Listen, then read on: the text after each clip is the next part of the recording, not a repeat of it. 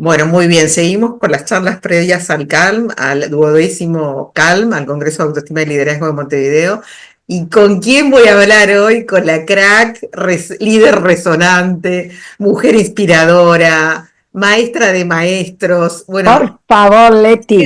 María José Soler, que más presentación. Bueno, directora de la Facultad de Psicología de la Universidad de Montevideo, excelente Eso sí que es facultad. importante. Es muy bien. Además, cofundadora de Jóvenes Fuertes, Sí. algo, realmente sos una rompedora, sos una innovadora. Y a la Ujú, vez, a mí me gusta la gente innovadora que piensa a nivel social, ujú. innovación a nivel social, ¿no? Sí. Dejarnos mejor a nosotros.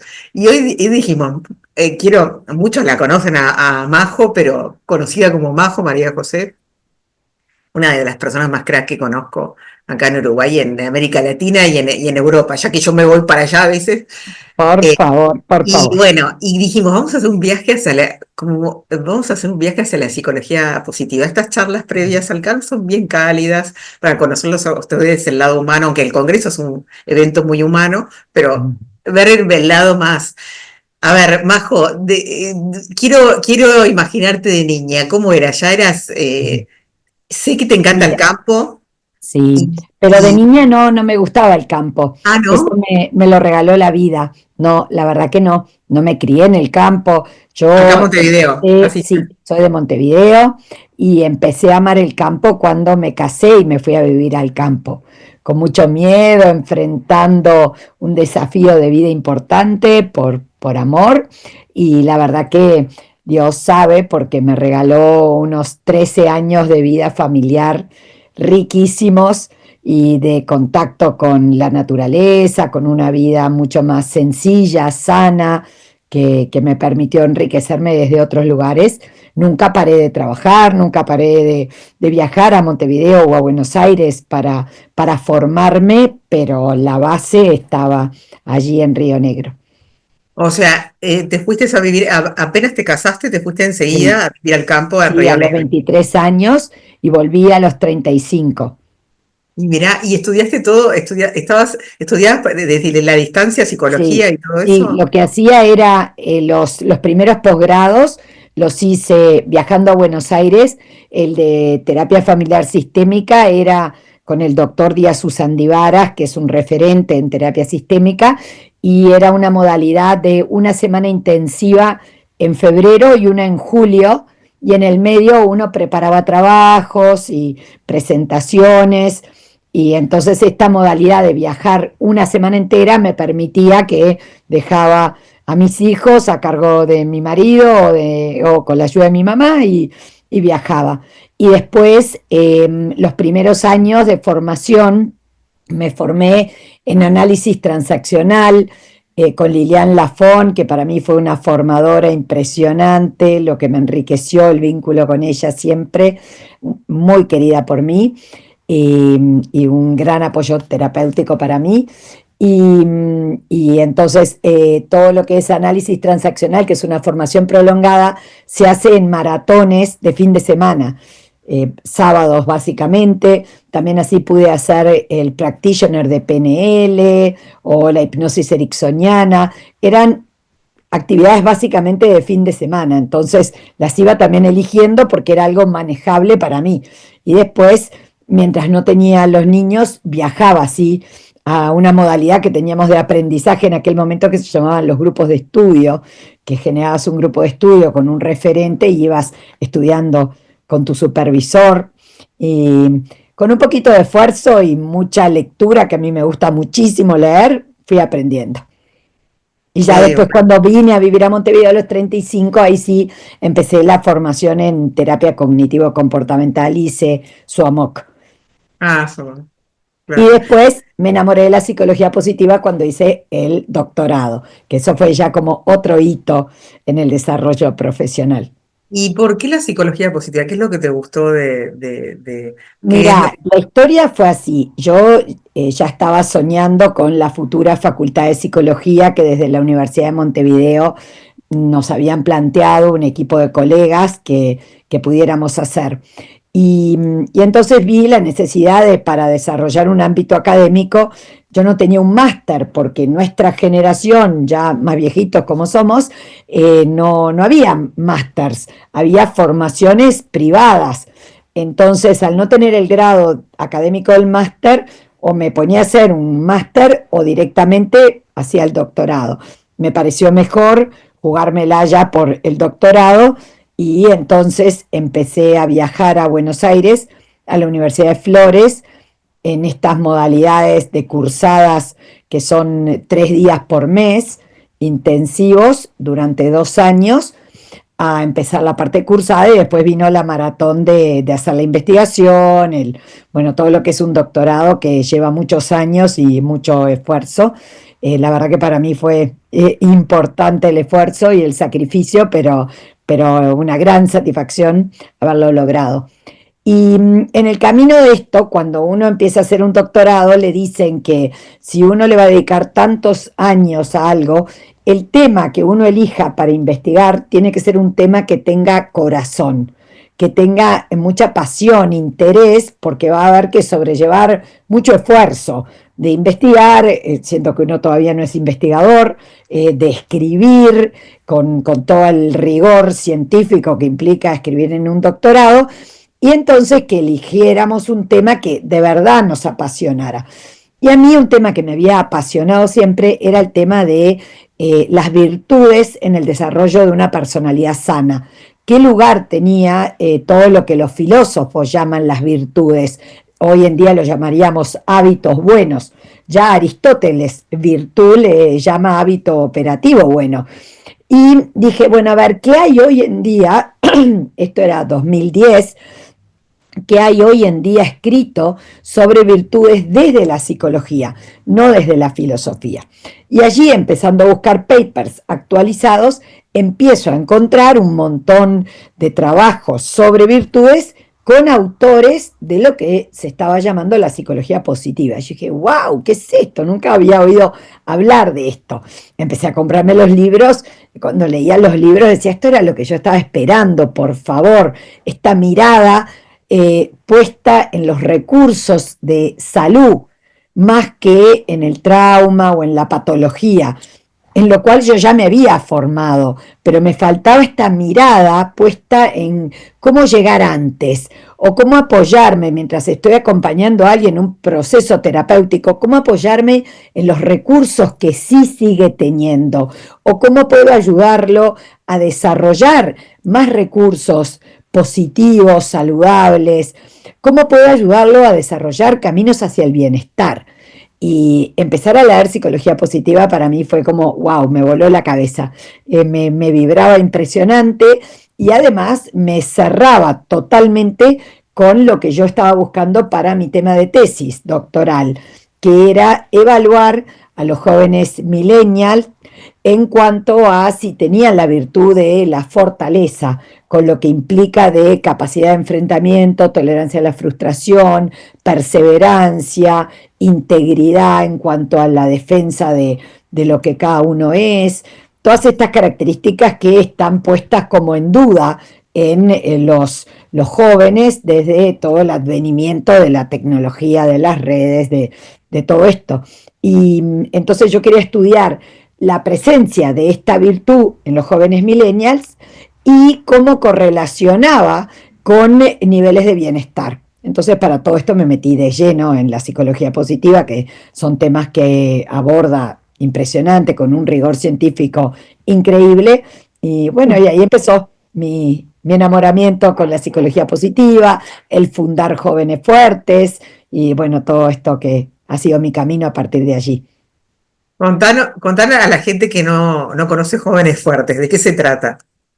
Jóvenes Fuertes es una iniciativa que tuvimos con varios colegas, y no solo colegas psicólogos, sino también algo importante en la psicología positiva es que ya el fundador, Martin Seligman, considera y dice que la psicología positiva es transprofesional, que en realidad es abarcativa. Voy a tomar algo yo también, ahora que te veo, voy a tomar un matecito para compartir esta charla linda. Bueno, la psicología positiva es transprofesional en el sentido de que el bienestar lo busca todo ser humano, tenga la profesión que tenga. Y ser agente de salud mental y de bienestar en nuestro entorno es un desafío y una responsabilidad para toda persona, en todo ambiente.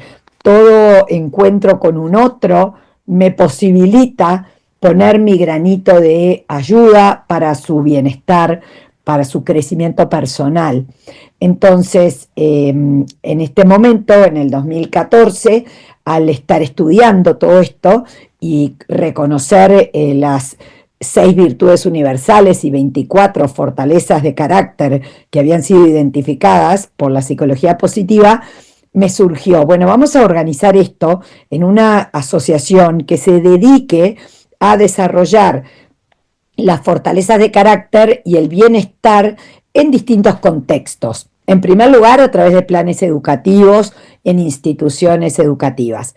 Pero después fue tomando, como toda cosa viva y linda, fue tomando diferentes caminos, como puede ser la formación de docentes. Hoy en día ya más de 600 docentes han hecho nuestras capacitaciones a lo largo de Uruguay por montones de lados, como es Paysandú, Tacuarembó, Durazno, Río Negro, Fraiventos, Colonia. Han habido focos de capacitaciones anuales para docentes de escuela, maestros rurales, directores de liceo, profesores, porque la idea nuestra desde Jóvenes Fuertes es formar a formadores.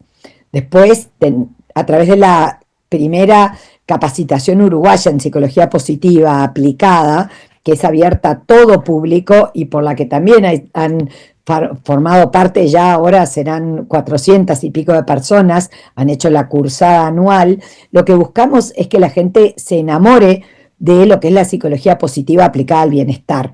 Y realmente la gente se enamora. Ayer estuve con una señora que empezó a hacerla este año, que está luchando con un espíritu impresionante contra un cáncer, y me decía, es que estoy fascinada. Me voló la cabeza de encontrar este lugar. Y invité a una amiga para que me acompañara, y mi amiga no puede creer lo que encontramos. Y este grupo humano que intercambia, porque esta capacitación es muy vivencial, es un viaje interior de encuentro con mi propia responsabilidad en mi bienestar, con la identificación de mis emociones, con ser gestor de mi vida emocional, bueno, un montón de temas apasionantes que tiene la psicología positiva, y que en un encuentro mensual vamos a través de talleres trabajándolo con las personas. Pero estas son algunas de las iniciativas. Algunas, Hemos hecho pero por muchas cosas. ejemplo, más allá de ir a liceos y formar a formadores, también Sí. hay la posibilidad de que de repente que un adolescente vaya a talleres de jóvenes fuertes, Sí, esto empieza a ver. la modalidad es la siguiente. Tiene que haber un padre o una mamá que quiera que su hijo reciba esto. Entonces se organiza un grupo, pero que tiene que ser alguien que se haga cargo de organizar el grupo. No son grupos abiertos para que venga cualquiera. Claro. Porque la modalidad grupal tiene que haber una cierta confianza e interacción en niños y adolescentes. Un niño que cae de la nada a tener 2, 3 talleres le cuesta mucho la incorporación, el soltarse, el confiar, el abrirse. Entonces nuestra modalidad es que llaman padres de muchísimos colegios o liceos o lo que sea, y ellos se hacen cargo de juntar, mínimo tienen que ser 12 chicos, y entonces nosotros o vienen a nuestra sede y tienen los talleres en nuestra sede, o nosotros vamos al colegio que ellos quieren, o vamos a la casa de uno y lo hacemos en la casa. Nos adaptamos mucho a las realidades. Bueno, muy bien. Sin duda, para estar en Jóvenes Fuertes, me imagino la gente que está ahí formando a los formadores, a los padres, a los grupos que se organicen.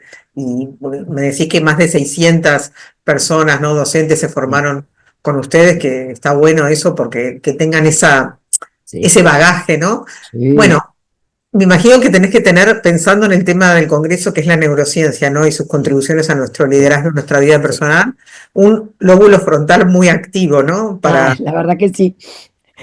Un lóbulo frontal, mira, yo te diría sobre todo lo que yo más puedo decir que tengo es el punto del sentido y propósito, que sabemos que está aquí, que los orientales le llaman el tercer ojo, pero que se ha identificado en esa ubicación del lóbulo frontal de la corteza, lo tengo muy desarrollado. Este punto que tiene que ver con el sentido y propósito en la vida, para mí es muy fuerte. El estar en permanente búsqueda de maestros como tú, figuras inspiradoras, de actividades como el Congreso, que te enriquecen, que te hacen ampliar la perspectiva, aprender de otros, de sus testimonios, de sus experiencias, bueno, es permanente. Y después, mi sistema de regulación más fuerte, te diré, que es el dopaminérgico. Tengo una energía vital para el logro de objetivos muy fuerte. Y este desarrollo del sistema dopaminérgico, del sistema de recompensa y de esperanza, que es tan importante cuando uno ejerce un liderazgo, ¿verdad? A mí me toca ejercer liderazgo porque ser presidenta de Jóvenes Fuertes, directora de la carrera de psicología, son situaciones vitales que implican trabajar en equipo. Y para mí, uno de los desarrollos más ricos de la psicología positiva es el organizacional y el empresarial. Y trabajar en equipos de trabajo para el desarrollo del liderazgo positivo es uno de los grandes aportes de la psicología positiva. En estas características de un líder positivo que sobre todo es capaz de reconocer el talento, de descubrir el talento en otros, espejar este talento, acompañar en este real empoderamiento del otro, pero también confiar, delegar, ¿verdad? Sí. Supervisar, pero no desde un paternalismo que ahoga, ni desde un abandono que deja demasiado. Este equilibrio de un feedback realista que estimula este sistema de esperanza, que tiene que ver con la anticipación del éxito, que tiene que ver con esta dopamina que nos dice vos podés, vas a poder, el sistema de logro activado. Es muy interesante hoy en día cómo la neurociencia nos viene a decir cuáles son los neurotransmisores que podemos gestionar y que podemos facilitarle al otro. La serotonina de la seguridad de la manada, ¿verdad? La Súper oxitocina importante.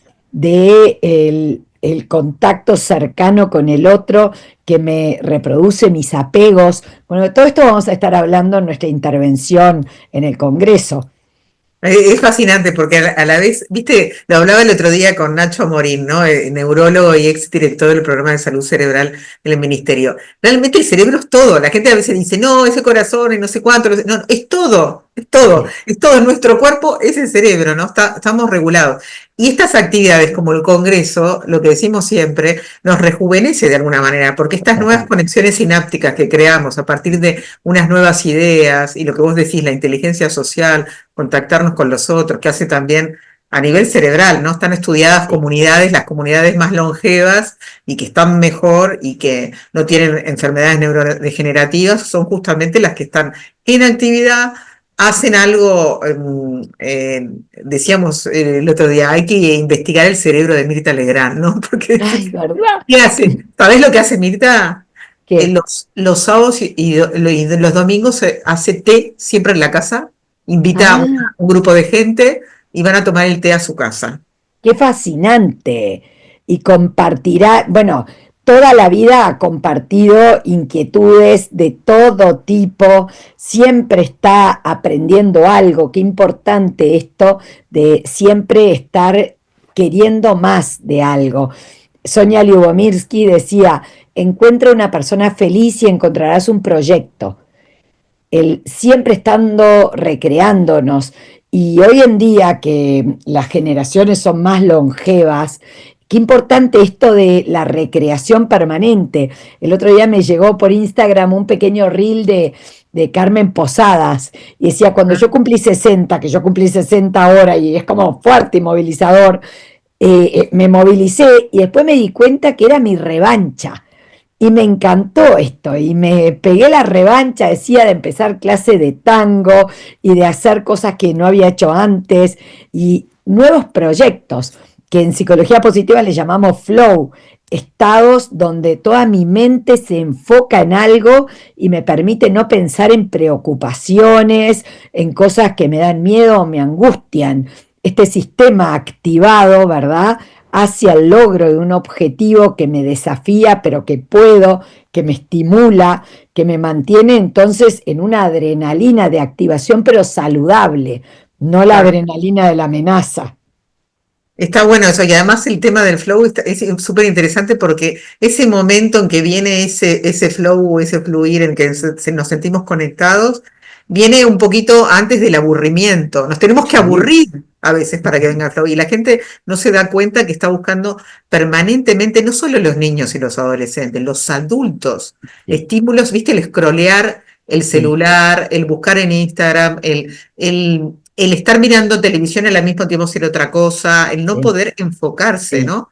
Sí, tal Que cual, y que es muy interesante porque la diferencia entre este fluir y el scrollear o el estar en una atención pasiva es que la atención pasiva no da gratificación porque no genera esta endorfina que tiene que ver con el sistema de la recompensa activado. Cuando yo estoy en flow, tengo si me esfuerzo, llego, que puede ser a decorar esta torta, a terminar de podar el arbusto que me pude, pero me va a quedar lindísimo y va a depender de mí. Son experiencias óptimas que tienen que ver con poner en juego recursos, disfrutes, pero que implican un florecimiento personal, una activación de mis recursos de personalidad. En cambio, estas actividades placenteras pasivas me pueden descansar un poco, pero si las mantengo demasiado tiempo, terminan en un sistema de ansiedad, porque me llevan a este sistema de aburrimiento, de desidia, de vacío, porque no están poniendo en juego nuestro potencial, me están aplastando en la pasividad. Entonces, el tener cuidado con estas actividades de recuperación, que en una pequeña medida uno las tiene que usar porque me permiten relajarme, entrar en sistema de bajar decibeles, pero que si se prolongan demasiado en el tiempo, llevan a la ansiedad del aburrimiento, a esto de estoy sobrado y entonces no hay desafío en mi vida, no hay crecimiento, no hay puesta en acto de recursos, de personalidad, y los seres humanos nos marchitamos si no tenemos esa adrenalina del sistema de la recompensa con cierta activación. sí, bueno, claro, porque nuestro cerebro, viste que funciona con los dos ejes, ¿no? La amenaza y la Mm, recompensa. Pero esto es interesante lo que estás hablando del aburrimiento, porque yo creo que es bueno en un momento para que empecemos a claro, crear, ¿no? Para sí, ser más creativos. sí, No, no está buena la frustración que genera la espera, que a veces sí. por falta de paciencia, viste, niños, Ujú. adolescentes, adultos. Bueno, imagínate lo que están aprendiendo los niños si ven adultos que se ponen que están todo el día conectados, lo llevan a algún lado y están con el teléfono o lo que sea, o no tienen paciencia cuando están en un semáforo, le gritan Sí, al de al lado. Ver eso, ¿no? Ver, sí. Es que me parece que tú a lo que estás apuntando es ese aburrimiento saludable que viene claro, luego de un prolongado estado de calma. claro, Eh, Cuando uno activa el sistema de calma, que va a tener que ver con la serotonina, con la seguridad de la calma, al principio es necesario y es bueno.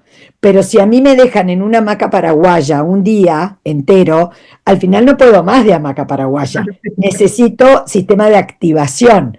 Entonces, lo interesante de los sistemas de regulación, que son el sistema de amenaza que me permite defenderme de la amenaza, huir o atacar, pero el sistema de calma y el sistema de logros que tienen que estar en un cierto equilibrio y todos son buenos cuando responden a un tiempo adecuado.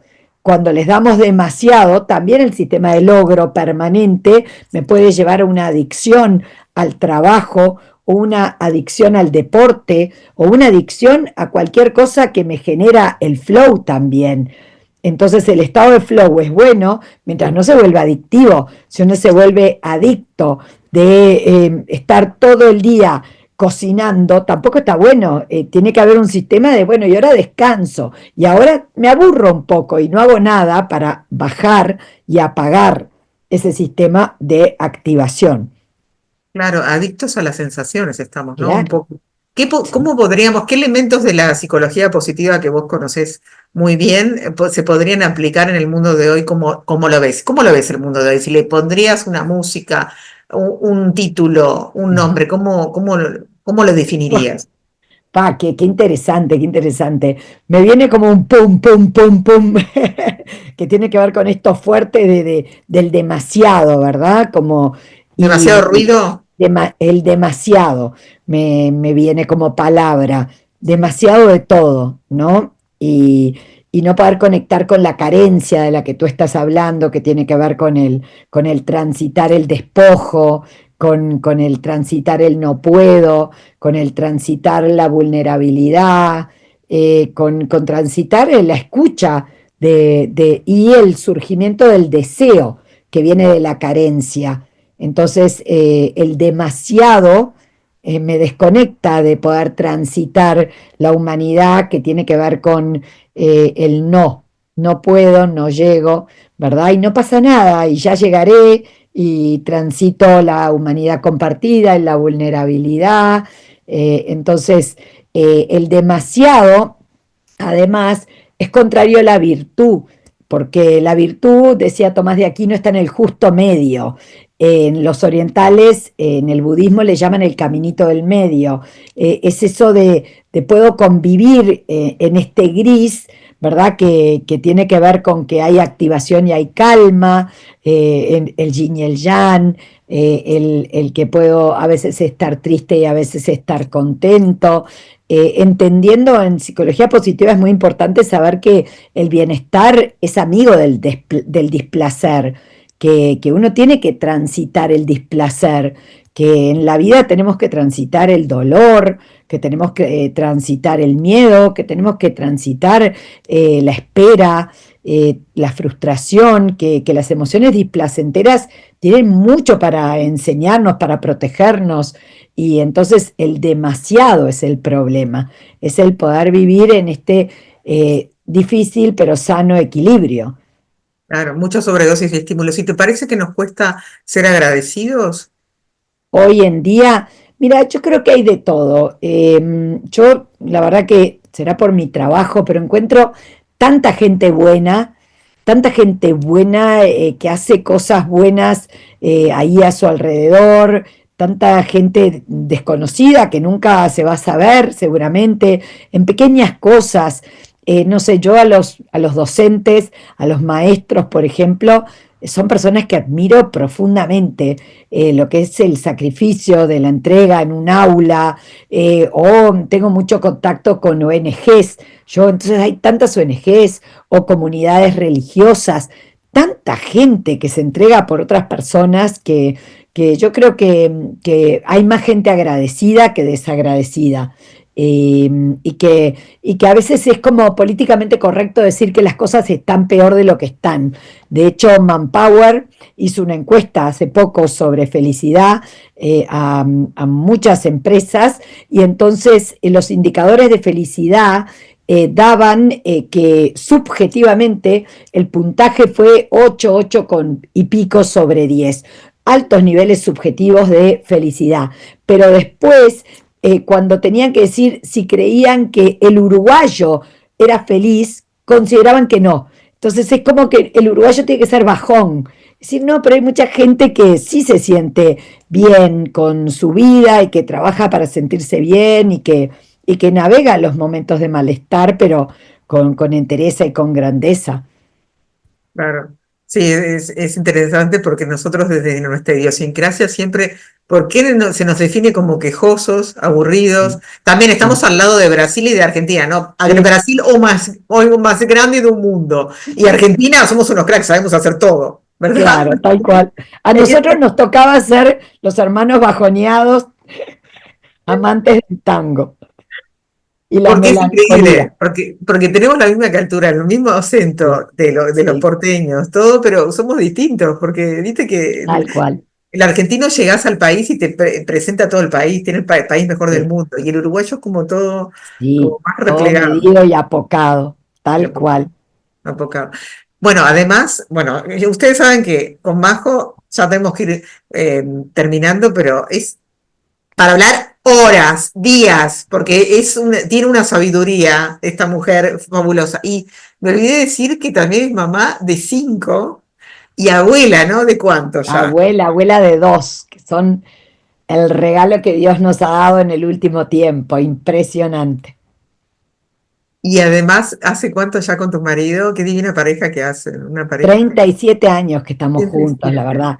Una pareja real, con sus múltiples peleas y reconciliaciones y búsqueda de proyectos comunes, y pasando la vida con Yo no todos sé sus bemoles. si te lo pregunté alguna vez, pero ¿cuál es el secreto? Querer, querer, querer, querer. En nuestro curso de novios, el cura dijo, los novios son los que se quieren porque se quieren, los esposos son los que quieren quererse.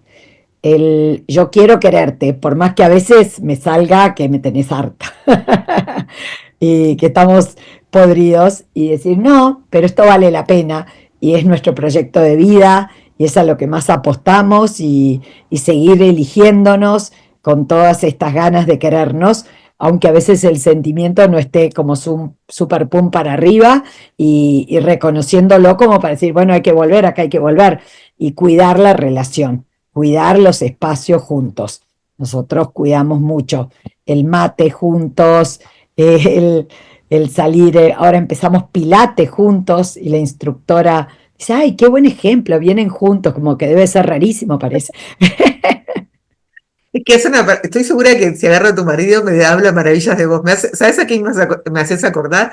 A otra mujer fascinante que es Racia Friedler, que es artista plástica y además psicoanalista, que un día le pregunto al marido, también llevan, bueno, creo que más, 40 años o por ahí, le pregunto al marido, ¿qué tiene Racia? ¿Y cómo no voy a estar enamorado de Racia? Me dice él. Sí, es maravillosa. Todo el día Ay, me viene con una sorpresa.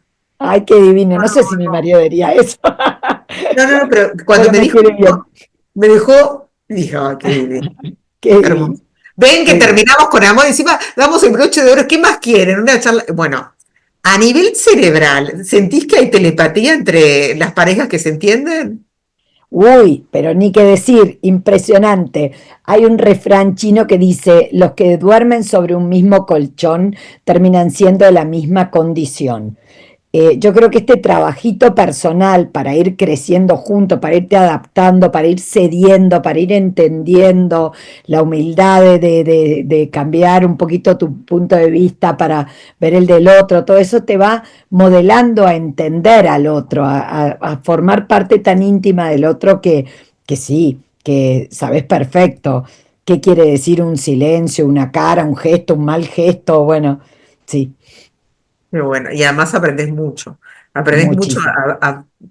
de paciencia, porque no hay nada, miren, no hay desafío mayor que entender a un otro, que es diferente de mí, Sí, que viene de otra totalmente. familia, Sí. y que yo voy a hacer un proyecto en común, eso es un gran desafío, y yo celebro a la gente que tiene esa, yo no voy a decir resistencia, tiene esa capacidad de entendimiento y de comprensión al otro, porque capaz que los que no tuvimos tanto tiempo, no la tenemos tanto, ¿no? Entonces, desarrollarla es la meta. Bueno, a esta gente crack de este estilo, María José Soler, que amada por la mayoría de los uruguayos y los que no la conozcan la pueden conocer, el 28 de mayo en el Congreso, que Que vamos a me hacer. sigan en mi Instagram, Ah, Majo síganla. Soler. Majo Soler, síganla, porque siempre cosas interesantes, videos. Además, gran formadora de equipos, doy fe, porque me invitó a dar una clase en la Universidad de Montevideo Sí, y toda la un gente que trabaja con seminario precioso de neuroliderazgo. y mira, ella Esperemos es crack. sacarlo adelante otro año de vuelta. Sí, y quiero decir esto de Majo, ella es crack, pero también se rodea de cracks. Y eso me queda la frase de que decía Steve Jobs, no contratamos a la gente inteligente para decirle lo que tiene que hacer, sino para que ellos nos digan lo que tenemos que hacer. Qué Ese bueno. estilo es Majo, esa estilo de líder que empodera a otros, ella es poderosa, empodera, generosa, Aprendan, vengan a ver el 28 de mayo en el rooftop del Victoria Plaza Office Tower a la Va a 12ª. estar espectacular como todos tus congresos, Leti. Además, como yo te decía antes de empezar, cómo te admiro esta capacidad tuya de nuclear, de generosamente todo este esfuerzo por sacar adelante estos congresos que siempre están fabulosos. Gracias a los congresos he conocido gente súper valiosa, siempre me quedo con alguien en contacto. Ha sido siempre una experiencia riquísima participar de los congresos. Sí, además después me llaman, me piden, viste, la gente, las empresas mismas me dicen, dame el contacto de tal ponente y todo eso siempre también se da. Y Majo es ponente de honor junto con Alejandro de Barbieri, con Silvio Reis, con Alex Rovira, con Francés Miralles. Los ponentes de honor son ellos. Víctor Coopers también fue muy generoso. ¿Te acordás, Víctor, lo que Sí. fue? La pandemia, en la época, una vez, Majo también, siempre que ella puede ayudar, ¿te acordás ¿Te que acordás sacamos? lo que fue en pandemia aquello? Ah, ¿Te Dios. acordás que éramos no sé cuántos ponentes? Gente, Y era cuando así rapidito. no tuvimos que hacer el congreso online, pasamos de un presencial a online y ahora lo que hacemos desde el 2020 es híbrido, es un evento híbrido. Podés venir presencial, pero también podés hacerlo por streaming online, en caso de que Ujú. no llegues a sala. Eso ya lo dejamos así implementado. Bueno, Genial. Majo, ¿qué decirte? Súper Bueno, agradecida. muchísimas gracias. Nos vemos el 28. Bueno, nos vemos y saluditos y por ahí nos vemos prontito. Un Gracias. besote. Chao.